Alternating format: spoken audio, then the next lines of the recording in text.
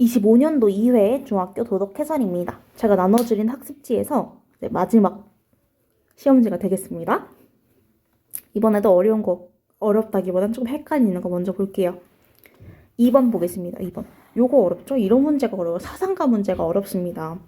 유교의 대표적인 사상가이고요. 사람은 누구나 타인을 측은히 여기는 선한 마음을 가지고 태어난다. 이렇게 주장한대요.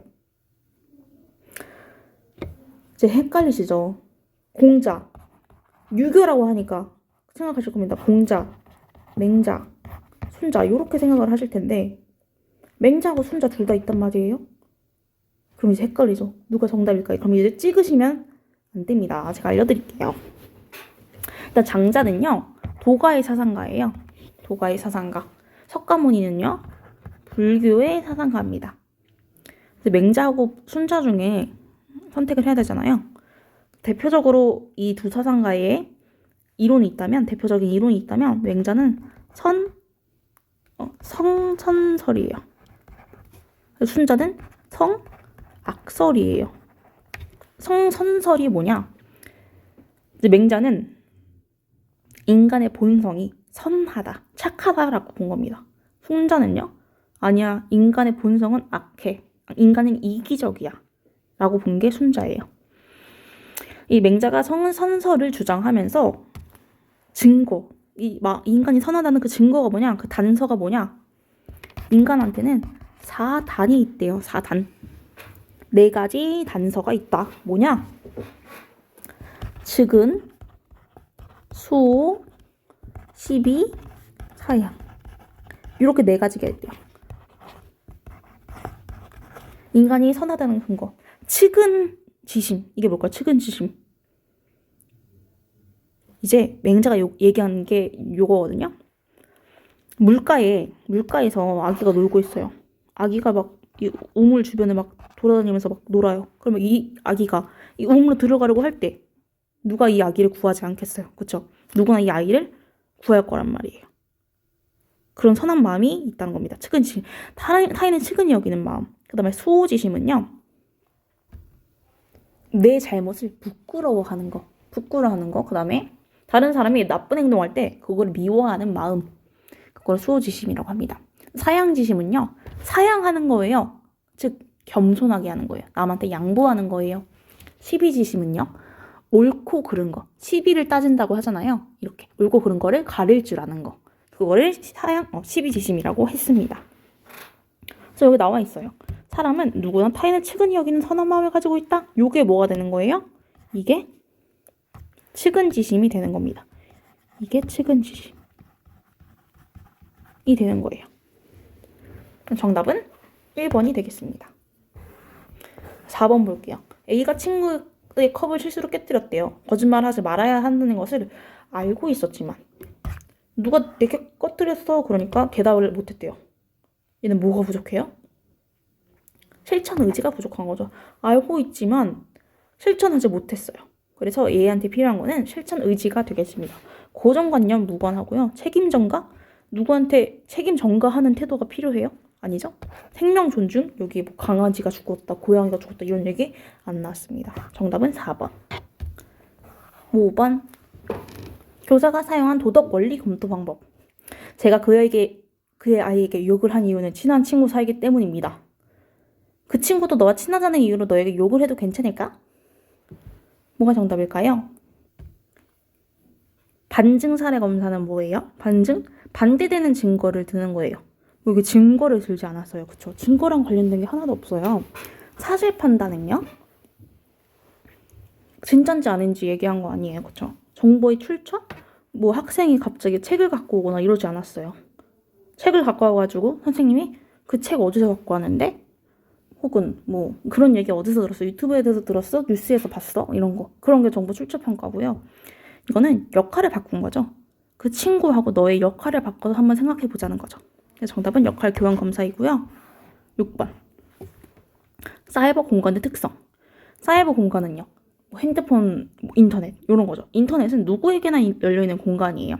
그래서 자신이 원하는 정보에 쉽게 접근할 수 있죠. 검색만 하면 요즘엔 알 수 있잖아요.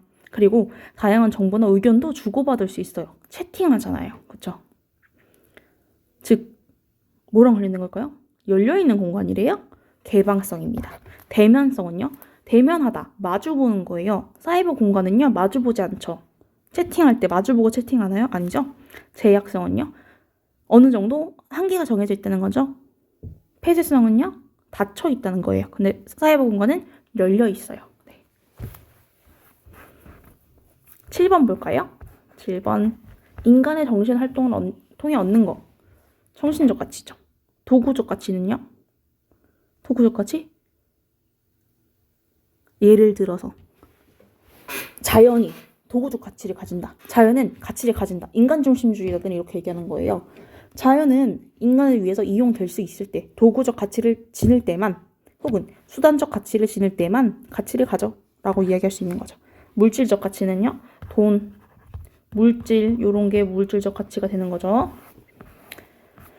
자, 그 다음에 18번 갈게요. 국민의 인간다운 삶을 보장하기 위해서 국가가 적극적인 역할을 해야 된다. 국가가 적극적으로 개입해야 된다는 거예요. 그 다음에 의료나 교육 등 다양한 복지를 제공해야 된다. 무정부? 정부가 없어야 된다? 이런 얘기 아니죠. 폐쇄적? 닫혀 있어야 돼요? 이런 얘기 안 했어요. 소극적 국가관, 적극적 국가관 이거 둘 중에 하나인데 정답은 3번 국가예요. 적극적 국가관. 그리고 이런 국가관을 가진 국가를 복지국가라고 해요. 복지국가. 그 다음에 큰 정부. 소극적 국가관을 가진 국가를요, 야경국가라고 해요. 야경국가. 그 다음에 작은 정부. 이렇게 얘기합니다.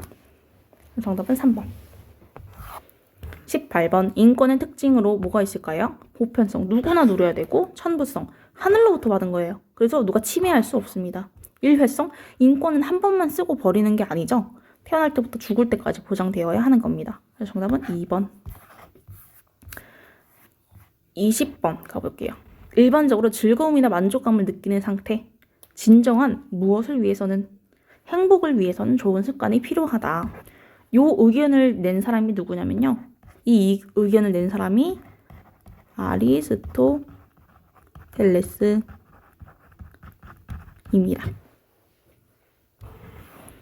자, 24번. 자아에 대한 설명으로 가장 적절한 것은 자아. 나의 스스로 나거든요. 스스로 나를 돌아보는 거. 내가 보는 타인의 모습? 이게 자아예요? 아니죠. 내가 보는 나의 모습이어야 되잖아요. 그렇죠?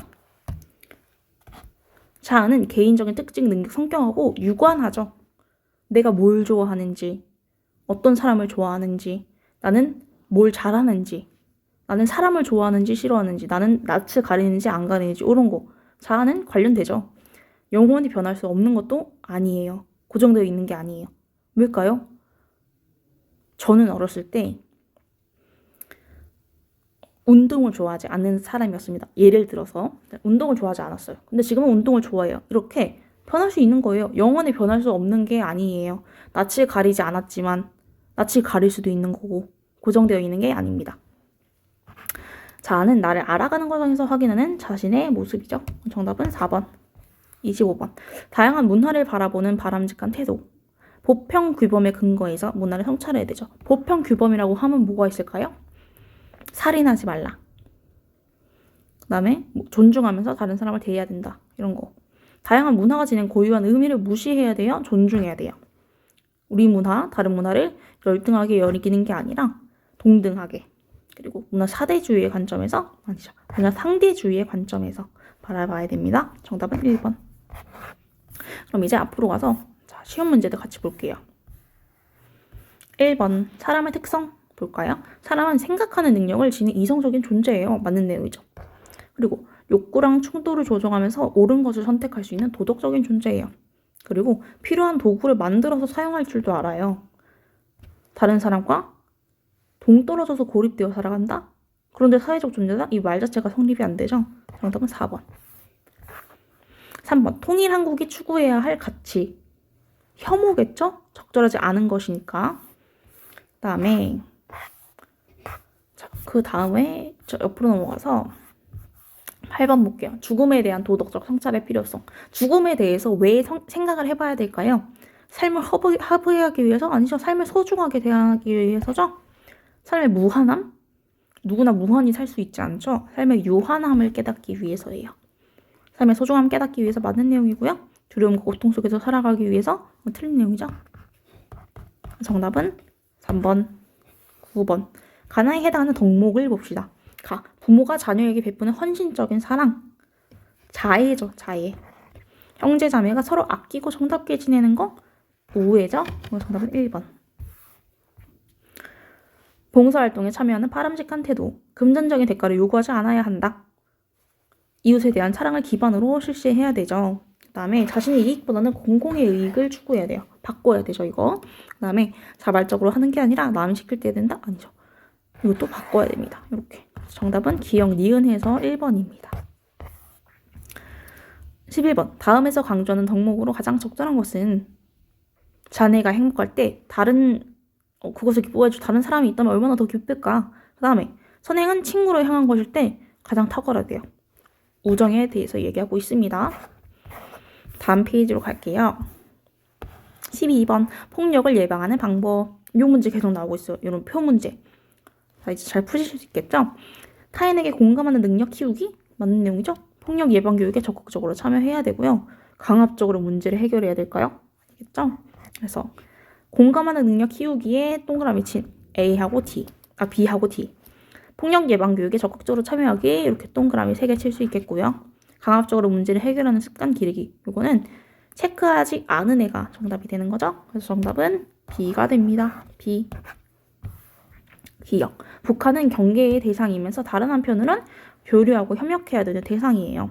그렇기 때문에 북한을 올바르게 이해하기 위해서는 북한에 대해서 어떤 시각을 가져야 돼요? 편향적이어야 돼요? 일방적이어야 돼요? 배타적이어야 돼요? 아니죠. 균형적인 시각을 갖춰야 합니다. 바람직한 시민의 태도. 타인의 권리를 경시해야 돼요. 존중해야 되고요. 국가 공동체 소중히 여겨야 되고 다른 민족과 국가를 배척하는 게 아니라 존중해야 돼요. 그 다음에 국가의 정책 결정 과정에 자발적으로 참여해야 됩니다. 니은 리을 해서 3번이에요. 15번. 정의로운 사회는 왜 필요할까요? 사회 구성원의 인간다운 삶을 보장하기 위해서죠. 비도덕적인 공동체를 형성하기 위해서 이 앞에 B가 뭐냐면요. 아닐 B예요. 도덕적 공동체가 아닌 거. 그러니까 도덕적이지 않은 공동체를 형성하기 위해서라는 거거든요. 틀린 얘기죠. 네. 나머지는 쉬우니까 넘어갈게요. 17번. 갈등을 어떻게 해결하면 어떤 점이 좋을까요? 서로가 만족할 수 있는 해결책을 찾을 수 있고 서로를 이해하고 존중하는 기회가 될 수 있다. 뭘까요? 평화적으로 해결하면 좋은 거겠죠? 그 다음 19번. 현대 과학기술의 발전에는 긍정적인 측면도 있고 부정적인 측면도 있대요. 긍정적인 측면에 뭐가 있을까요? 건강한 삶, 생명 연장에 기여했죠. 그리고 교통의 발달로 생활권이 확대됐어요. 생활을 풍요롭고 편리하게 해줍니다. 그래서 정답은 얘네 셋 다 가이에 들어가야 되고 얘가 나이에 들어가야 되는 내용이죠. 정답은 2번입니다. 21번. 바람직한 성윤리. 성적 욕구가 곧 사랑이다. 이건 짐승이죠. 성에 대한 상대방의 의사를 존중해야 돼요. 맞아요. 그 다음에 자신의 의사를 일방적으로 강요해야 된다. 이것도 틀린 내용입니다. 그다음 행위 결과 고려해야 되죠. 네, 정답은 2번. 자신에게 잘못한 사람을 향한 분노와 같은 감정을 버리고 용서해야 되는 거. 그쵸? 용서. 너그럽게 대하는 것은 용서다. 23번. 세계 시민이 겪는 도덕 문제로는 식량 부족, 그다음에 기후위기 이런 게 있어요. 어떤 태도가 필요할까요? 인류애적인 태도가 필요하겠죠. 그래서 25년도 2회 해설은 여기까지 마치겠습니다. 감사합니다.